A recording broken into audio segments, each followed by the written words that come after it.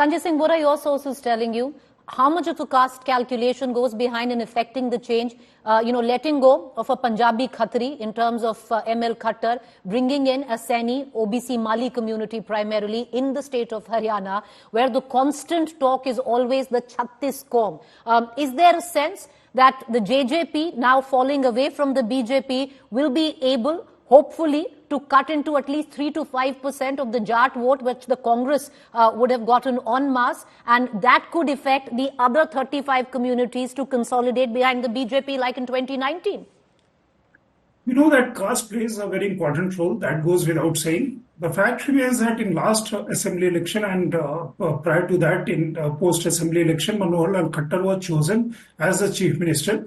Though the OBCs, non-Jat OBC, they voted in great numbers to the BJP and therefore they came to power in 2014 and 2019 also.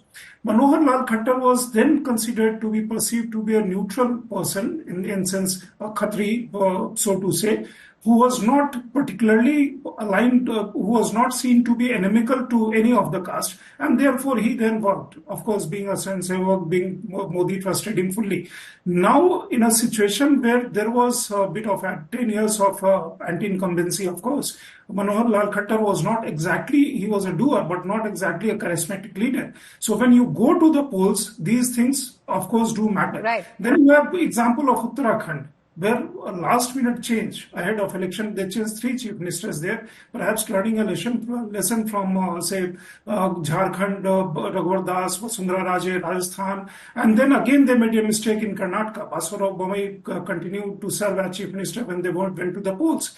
So now they have taken this particular, what we can call experiment, if not risk, because this is loaded with factors which may go positive in BJP's favor.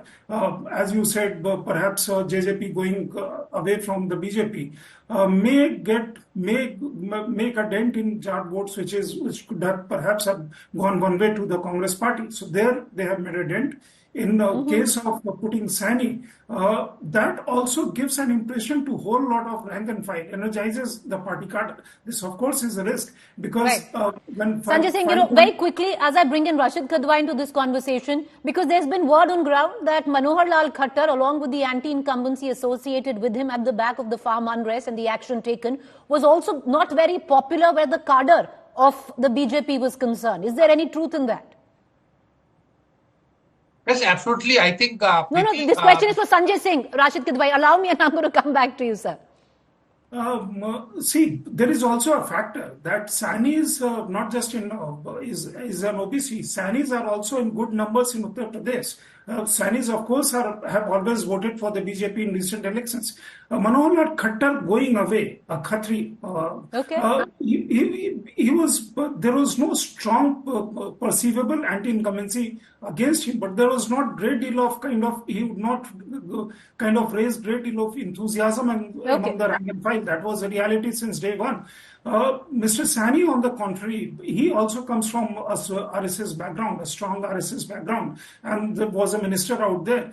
So he is somebody also, there is a generational shift also happening here. So but Sanjay Singh, the days of having charismatic chief minister leaders are far over where the BJP is concerned, and I would reckon the last 2 appointments, be it in Rajasthan and Madhya Pradesh, stand testimony to that. But just stay on with me. I want to bring in Rashid Kidwai, go to Kamaljeet and bring Polomi back into this conversation. But Rashid Kidwai, the BJP on one side, but the Congress faces a problem completely to the contrary opposite. 5 minutes ago, you have Bhupinder Hooda, who held that press conference, and in that press conference, he made sure he used the term Chhattis Kaum Humare Saath Hai at least 3 times, because the Congress understands that to be isolated as a Jat party is going to be counterproductive in days to come, and they saw the sheer test of that in 2019, both state and Lok Sabha elections.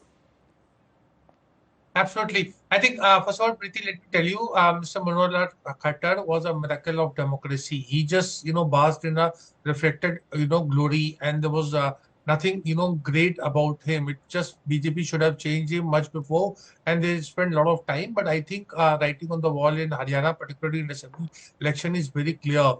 Lok Sabha outcome may be different, but assembly election, the BJP is going to be on a very slippery wicket. Now, coming back to the Congress, I think the Congress has its own set of problems, but the Congress always, Preeti, if you look at the track record, they always have as a thing of putting all eggs in one basket. And in this context, Mr. Bhupinder Singh Hooda and his son Bhupinder Hooda become very important. There is also a SRK panel in the Congress, that is Surjewala,